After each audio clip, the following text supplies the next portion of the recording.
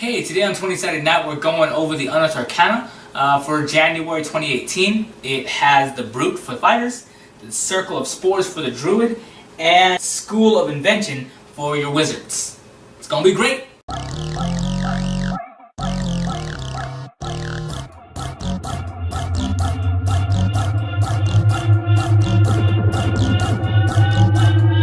Today we're talking about the Circle of Spores for the Druid. It's the arcane tradition of Invention, which I think is pretty cool. Yeah. And the Brute for the Fighter, which may not be the flashiest, but I've been kind of looking for something for the fighter similar to this.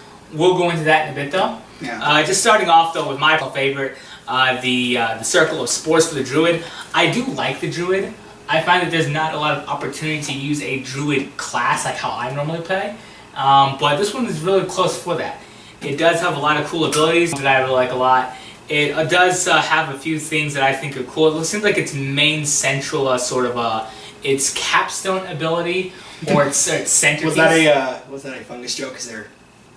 It wasn't, but now it totally is. Basically, its centerpiece, now I want to say capstone ability, is its Halo of Spores. Basically, starting at level 2, you get sort of a 10-foot radius around you of malicious fungi that deal damage. They start out at 3 damage per level, and they go up for that.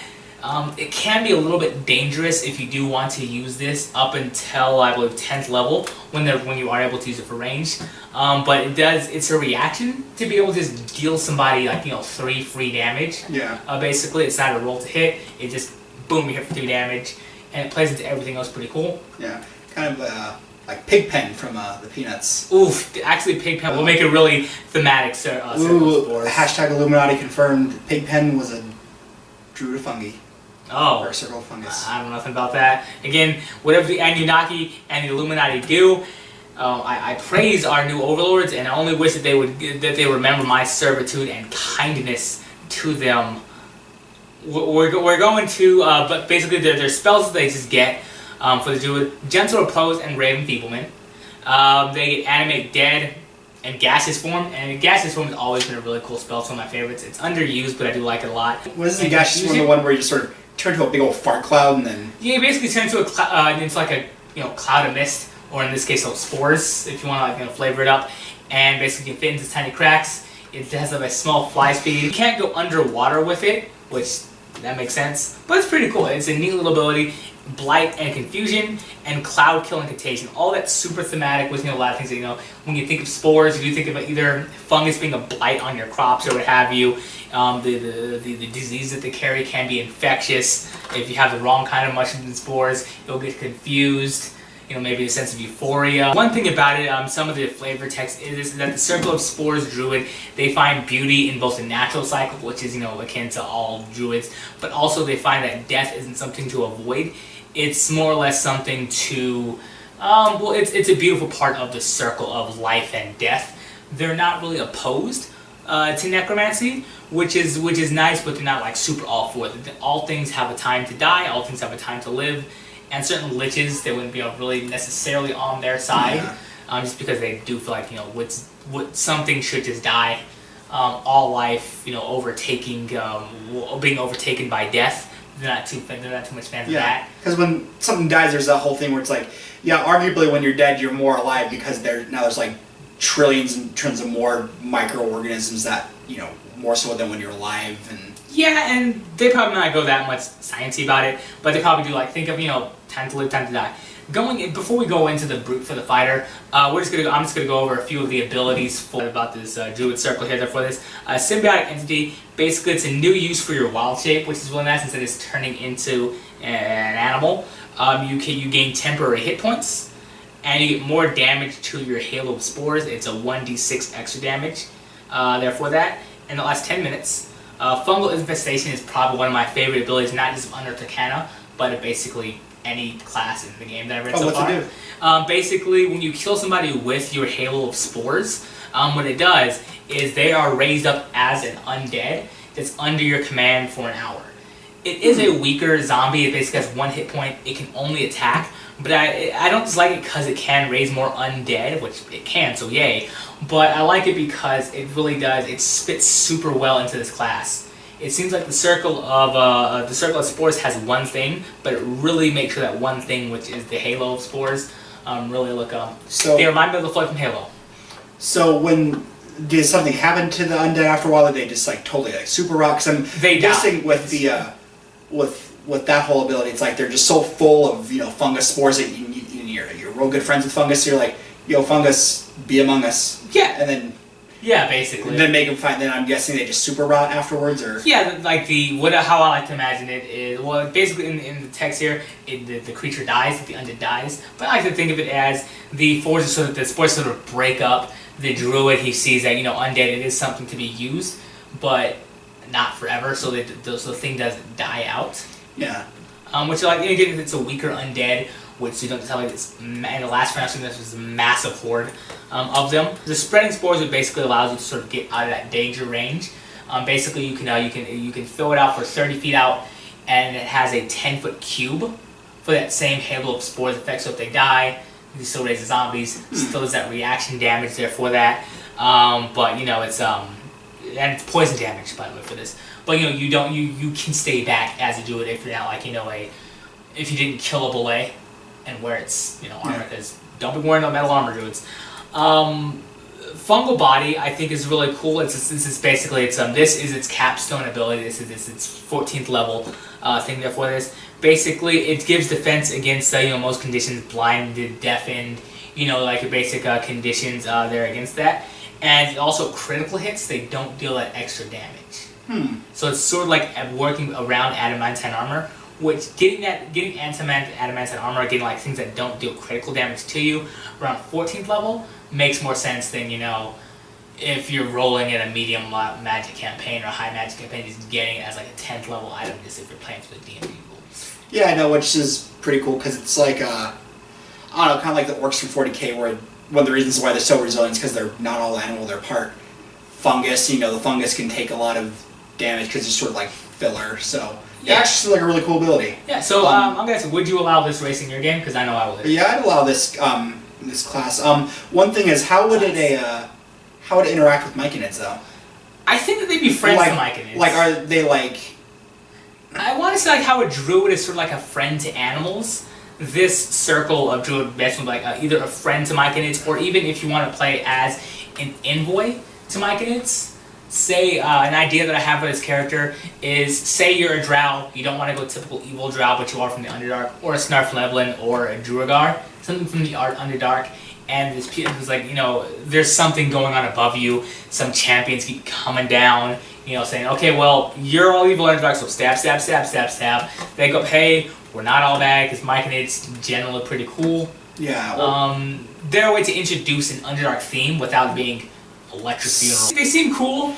They can either be from the Underdark. They can be from certain parts of the Feywild if you do want to play as an elf with this character, or say when you were a human race is best race, and you were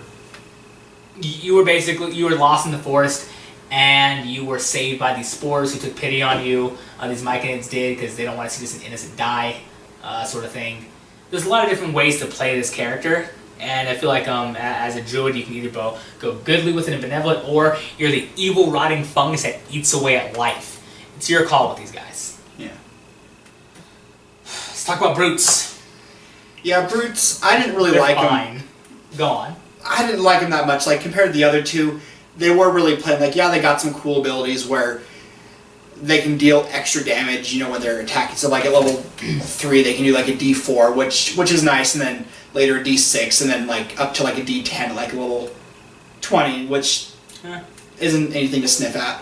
You know what it is about fighters, and even for the champion fighter and the battle master, to some degree the Eldritch Knight, fighters they're obviously good at getting stuff done. They are going to be who you want on your team, but they're never really that flashy of a character like a druid who can turn into a bear, or like a wizard who can cast fireballs. They hit with their sword. They can hit more times with their sword, but at the end of the day, they're just kind of hitting with their sword. I mean, yeah, it's kind of the same thing with all martial characters, but I don't know, just Paladin sort of shines out. I mean, I don't know. I wasn't like I don't have anything against it. I'm not saying I wouldn't play one. They just seemed comparatively, it didn't really stand out. It's kind of like if you're doing presentations up in school and you got one kid who did like all the research and then you go up and you do like a solid C for your thing, and then you have a kid who's just like P.T. Barnum reincarnated. Go after you, you're gonna get forgotten. Kind of like they're okay. Like they got ability like level 20 where they can regain 5 plus their con modifier in hit points per round, which that's actually 18, but 18? Yeah. I mean, still for pretty high level. I mean, let's say you have a max Constitution modifier of 5, so that's 10. Which when you're at level 18, I want to say that's 10. Like I'm not saying I wouldn't take away. I wouldn't scoff at 10 hit points, but it just seems something like. Yeah. I want to say it's basically the champion's ability to the survivor there and their capstone ability, where they can basically their sort of Wolverine like regeneration, where they can continue to. Yeah, but it also gets into the weird nebulous argument of how do hit points work. Yeah, like what if a barbarian is able to take get stabbed with a sword and just sort of shake it off, you're like, oh, I didn't notice that at all. But then a lower level person. Gets, or like the same old wizard gets stabbed by it, and they're like, oh god, that was like a good chunk of my health points. It's kind of one of those weird things, but I think that's a whole other video of what is HP. Another thing that, again, I know we're going backwards order, but devastating critical. It's at 15th. It starts at 15th level, and when you score a critical hit against a creature, you gain a bonus weapon to its attack based on your level in this class. To your damage roll, I should say. Yeah. So if you are going as say when you get to our 15th level brute fighter, 15 extra damage on a critical, that's nothing to scoff at. That's pretty darn strong. Yeah. But again, it just seems like it's just extra damage. Where if that's your whole character's purpose is just doing as much damage as you can, by all means, this character is great. You do get an additional fighting style at 10th level, which it's pretty good. That's my favorite thing about this class, to be honest. That additional fighting style. My thing I've always wondered. Oh, sorry. No, go ahead. My thing I've always wondered, can you take the same fighting style twice, or? No. Okay. You can't do that, but it's like you can't just like stack on defense. Yeah. But the fighting styles are so good in this game. Like you get defense, which again adds an extra AC. Yeah, adds one extra to your AC. You get archery, which increases your. It really helps you to specify what your fighter is, and they're all really good. I haven't found a fighting style that I don't like. Yeah, they're all good for what they are. I mean, like I said, this isn't a bad class by any means. It's a pretty good class. It's just nothing stunning, and that's the same with all martial classes. But yeah, I mean, I guess it's if you want to make an interesting fighter character, if you want it to be interesting, it's gonna come from right here inside. And that's actually what I like more. Like, say you can have a boring class, which I'm not saying this class is boring, but say you do have champion fighter, the most fighter there is. If your guy role plays it fantastically, the mechanics of it can really go by the wayside. Yeah. As long as you're not holding back the team. Yeah. You get brutish durability at 7th level, which basically your toughness allows you to shrug off assaults. And basically, when you make a saving throw, you roll d6 on top of that. One cool thing to like about this is if you do get if that makes it go to a 20 or higher, you gain the benefits of that of rolling a 20 on your death save. Yeah. So that's pretty good. Yeah. And then I know we went backwards on this, but I wanted to. Brute force. Basically, like the further up you level, but for 5 level in this class, your damage increases. 3rd level is 1d4, 10th level is a d6, 16th is a d8, and 20th is a d10. That's just extra raw damage that you can do when you do roll for attack and you deal damage on that attack. Which again, that's a really powerful ability. Basically, rolling an extra die. If you take Savage Attacker and this, and then get those extra attacks as a fighter, you're doing a lot of damage each time you hit. It is just extra damage, but again, if you're role playing, if you're playing as a team, if you're being a good player with your group, this is an amazing class for that. Yeah. For being not the shiniest, but definitely the most useful. Yeah. Which is probably why it's called, like the thug class. The brute. Yeah, brute class. Again, the Hulk is an amazing comic book character. I loved most of the Hulk's runs in comic books, but basically at the end of the day, he's a brute. Yeah. This guy, you can have an amazing role-playing experience as playing this guy, even though this whole thing is, well, I'm going to murder you, and I'm going to make sure you're murdered. Moving past that, tell me about the wizard. Yeah, the Inventor? the Arcane Inventor. Okay. They're really cool. Like Lance is saying, I totally agree with him. They are what wild magic sorcerers should have been the whole damn time. But they're not sorcerers. Suck at sorcerers. Yeah. I mean, I'll let you get back to this in a moment, but sorcerers, they do get the divine soul, or whatever it's called on there, that's actually pretty nice.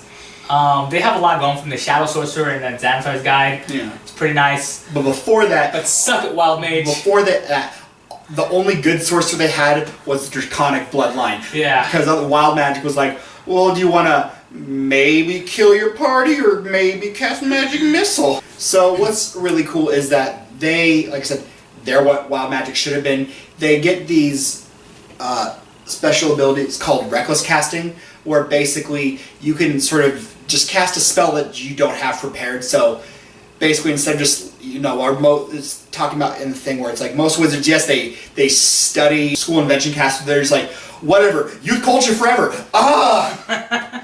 and and so basically, if you can use a spell slot or you can use cantrips, and so for example, you roll a d10, okay, and if you're casting a cantrip, if you roll 1, you just cast like Acid Splash and just other spells. One other cool thing they get is they actually do get to wear some armor, which finally, they get a suit of, alchemical armor. Oh, nice. Which is sort of, armor. Yeah, and it's infused armor. It doesn't super specify, it sort of hints at that it's just studded leather armor, but that's what so basically it's studded leather armor. You sort of take some time, it's a little bit reminiscent of the Elder Knight, where they can sort of get a magic weapon, and they can sort of get rid of a magic weapon or get a new one. They just have to sort of sit down, sort of chant with it or do some magic shenanigans, and then boom, this is their magic weapon. Same with the School of Invention. They just sort of spend some time with this armor, and then boom, it gives so that 12 plus Dex modifier. It is, the one thing is, it is an attuned item, so if you are being a wizard, you are planning on having, all your little rings and stuff. Just remember, you only got 2 things you can... Well, you only got 3 slots, this one takes up 1. The only thing with that is I figure if you are like an adventure wizard, an invention and adventurer wizard, and this is basically your primary line of defense, because what else you got? It would make sense for you to talk with the DM about this to try to make this better in some way. To try to have either a permanent spell on it of, absorb elements, or something like, if you can increase its defense, if you can, take a few weeks worth of downtime activities in between days of murder hoboing, to try to increase the armor class of this or anything like that, since this is this ability travels with you throughout the life of your adventure. Yeah, and of course it doesn't say anything about this in the book, but that's the great thing about Dungeons & Dragons. Talk with your DM, as long as you're asking for the moon and the stars, and what you're asking for, you are able to accept. Okay, yeah, maybe I can do something where I, get maybe magic chainmail, but it doesn't, screw me over. Oh, I get, maybe I can put pluses on this magic armor I'm putting on. Yeah, you can do that, but maybe it's gonna have to be something where, I don't know, there's going to have to be some sort of thing where you're going to have to talk to another person from the School of Invention to be like, oh yeah, well usually just this regular, magic science reason, usually just there's regular armor, but since this other armor is made out of these materials, it's going to be harder to enchant. So to do that, I'm either going to do this, you'll need this thing, this rare ingredient that the DM will start to say you'll need, or the wizard will say, well, I'll do this for you, but I want this because that's just what I want. Actually, this could be a cool quest token in and of itself. Like, sort of basically, if you do want to increase your stuff, you go talk to like a dwarven artificer or an elven artificer. No, never. Dwarven artificer, and you never talk to that elf here. You hear me? You go to that elf here. You say, "Nice." Fuck off. Anyway, you talk to your dwarven artificer or what have you. Oh, to increase this, you'll need the skin of a belay or the shell, I guess, of a belay. Yeah. The shell of a flail snail. Yeah. Ooh. Well, to resist always no, just because flail snails are cool as shit. Okay, the shell of a flail snail. Yeah. You would need the blood of a of either a tiefling or a demon. Varying power levels. What's the difference? Tieflings are cool. Basically, the different power, like tiefling, maybe just so the enchantment will work. If you go out and get like a demon, depending on the power level demon, that adds additional bonuses to whatever you're trying to do. You have to go out and get this sort of solvent and come back to this different downtime checks you'll have to do to try to get this thing together. This thing can be sort of paladin. We've been traveling with you for this long to smite this evil, but I don't really care about that. You guys should come with me to do this thing because this whole adventuring party, it's give and take, and that's what the give can be for this guy. Yeah, and again, that basically just sort of covers the armor. Also, again, it says there's more. Yeah, there's more.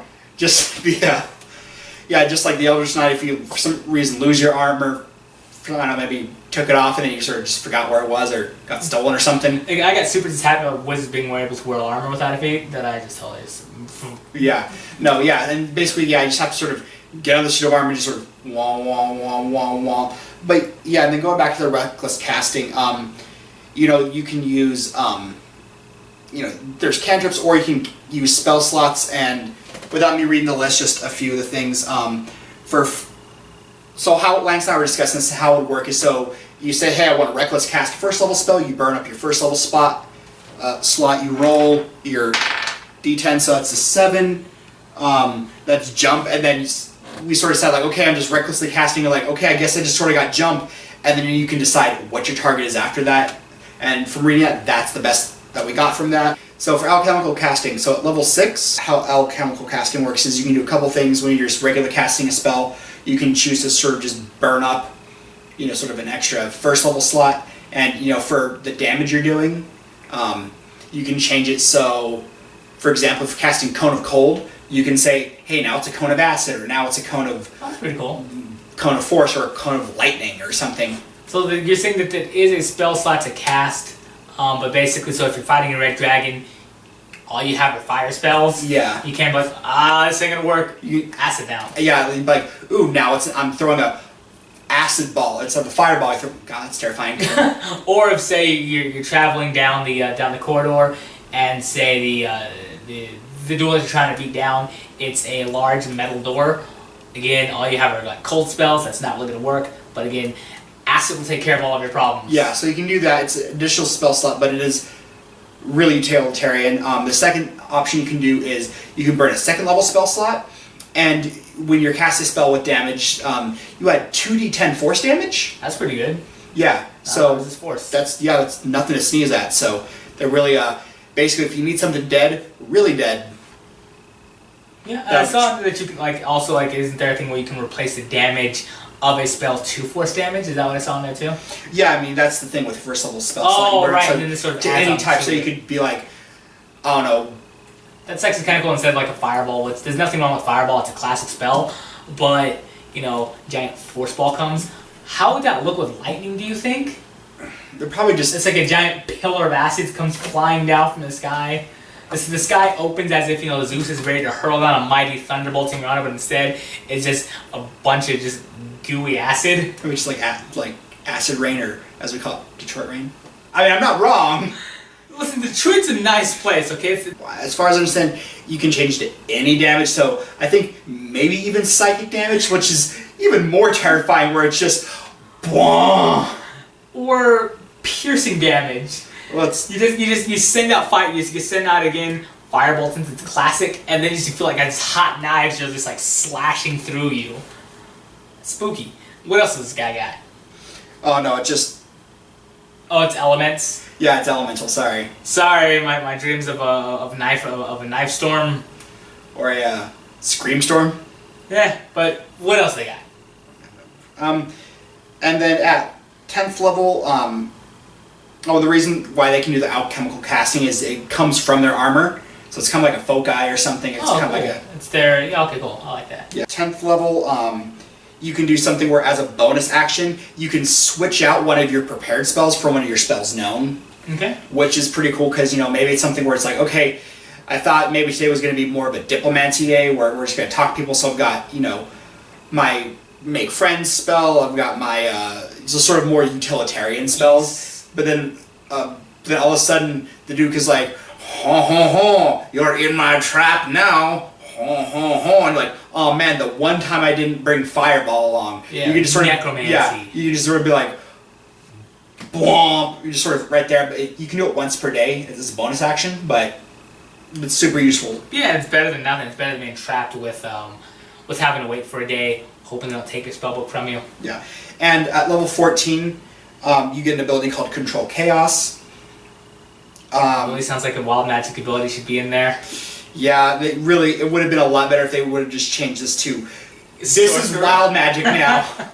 Yeah, maybe change something around for like some sort of meta magic ability instead of the armor, or even just keep the armor and then wild magic. Level 14, you get Controlled Chaos, where basically what you can do is whenever you are casting one of your reckless magic spells, you can cast, for when you're rolling your D10, you don't cast at that level, you cast your reckless magic at a level higher. So for example, if you're burning up a 3rd level spell to use a reckless magic, you roll not from the 3rd level but from the 4th level table. Oh, that's pretty cool. Yeah, it's pretty cool because usually higher level magic is better. Yeah, it always seems like something that the wild magic sorcerer could have, but again, wild magic sorcerer, sorry guys. Yeah. Yeah, that just about does it for the School of Invention. Are there any subclasses you wouldn't let in one of your games? Because I would all of them. Yeah, no. The only problem I have with these classes, it's more of a meta problem, because Wizards of the Coast, I know what you're going to do. In about 6 months, there's going to be a whole new supplement book, and I'm going to have to pay you $30. Alright, well again, I allow basically all these classes in mind. If you have any ideas for a subclass that you want, there's a section down below. Like, share, and subscribe. Share with your friends. Also, share, and that about covers it. Yeah. Alright, cool. Hey, this is Evan from 20 Side Night. Thank you so much for watching our video. Please like, comment, and subscribe, and hope to see you next time. Have a great day.